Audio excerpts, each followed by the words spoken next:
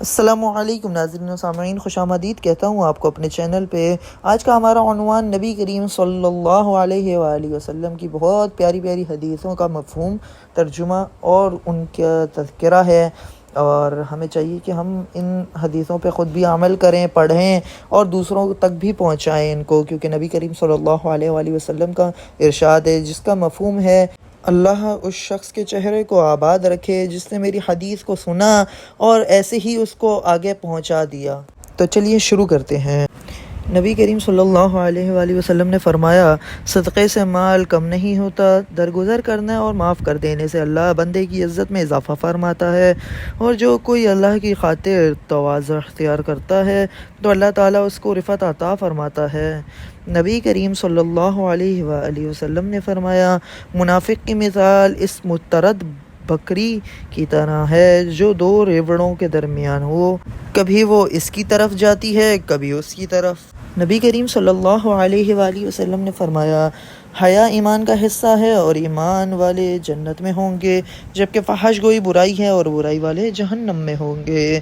نبی کریم صلی اللہ علیہ وآلہ وسلم نے فرمایا: میں تمہیں عورتوں کے بارے میں اچھے سلوک کی وصیت کرتا ہوں۔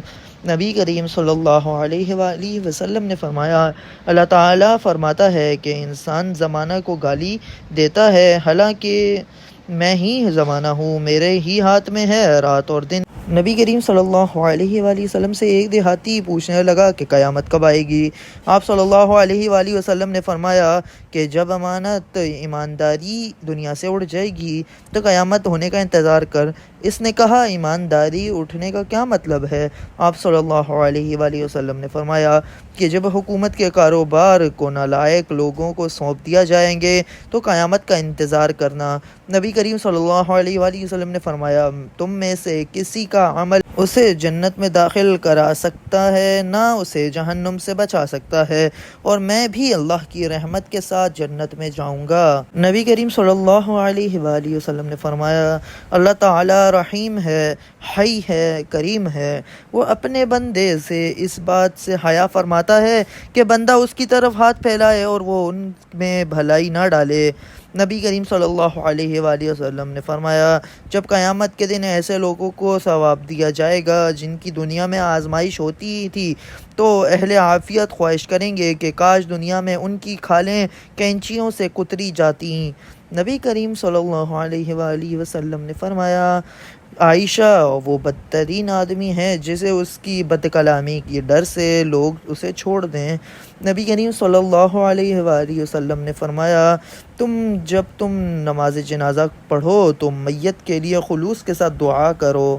اسی کے ساتھ ساتھ ایک اور حدیث میرے ذہن میں آتی ہے جس میں نبی کریم صلی اللہ علیہ وآلہ وسلم نے فرمایا تھا، جس کی سند کچھ یوں ہے: ہم سے احمد بن شبیب نے بیان کیا، کہا کہ مجھ سے میرے والد نے بیان کیا، ان سے یونس نے بیان کیا کہ ابن شہاب نے کہا کہ مجھے فلاں نے یہ حدیث بھی بیان کی تھی، اور مجھ سے عبد الرحمن عراج نے بھی کہا کہ ابو ہریرہ رضی اللہ تعالیٰ عنہ نے بیان کیا کہ رسول اللہ صلی اللہ علیہ وآلہ وسلم نے فرمایا کہ جس نے جنازے میں شرکت کی پھر نماز جنازہ پڑھی تو اسے ایک قرات کا ثواب ملتا ہے، اور جو دفن تک ساتھ رہا تو اسے 2 قرات کا ثواب ملتا ہے۔ پوچھا گیا کہ 2 قرات کتنے ہوتے ہیں؟ تو فرمایا گیا کہ 2 عظیم پہاڑوں کے برابر، اور بعض علماء کرام کے نزدیک یہ پہاڑ جو ہے وہ احد پہاڑ کے سلسلے کی بات کر رہے تھے۔ رسول اللہ صلی اللہ علیہ وآلہ وسلم نے فرمایا: جو لوگوں میں شہرت اور نامواری یعنی نام کمانے کے لیے کوئی نیک کام کرے گا، اللہ تعالیٰ قیامت کے دن اس کو ذلیل و رسوا کر دے گا۔ رسول اللہ صلی اللہ علیہ وآلہ وسلم نے فرمایا: بندہ جب اپنے گناہوں کا اعتراف کر لیتا ہے اور پھر اللہ کی بارگاہ میں توبہ کرتا ہے تو اللہ تعالیٰ اس کی توبہ کو قبول کر لیتا ہے۔ رسول اللہ صلی اللہ علیہ وآلہ وسلم نے فرمایا: شیطان نے کہا، اے اللہ تیری عزت کی قسم، میں جب تک ان کے جسموں میں روح ہوگی میں تیرے بندوں کو گمراہ کرتا رہوں گا۔ اللہ تبارک و تعالیٰ نے فرمایا: مجھے میری عزت و جلال کی قسم، جب تک یہ مجھ سے بخشش طلب کرتے رہیں گے میں انہیں معاف کرتا رہوں گا۔ تو میرے معزز سامعین حضرات، ہمیں چاہیے کہ حدیث کو سنیں اور اسی طرح اس کو آگے پہنچائیں، کیونکہ یہ ہمارا فرض ہے ایز اے مسلمان۔ تو لائک شیئر سبسکرائب اور کمنٹ کیجیے گا آئندہ اور ایسی حدیث کی ویڈیوز کے لیے۔ جزاک اللہ الخیر۔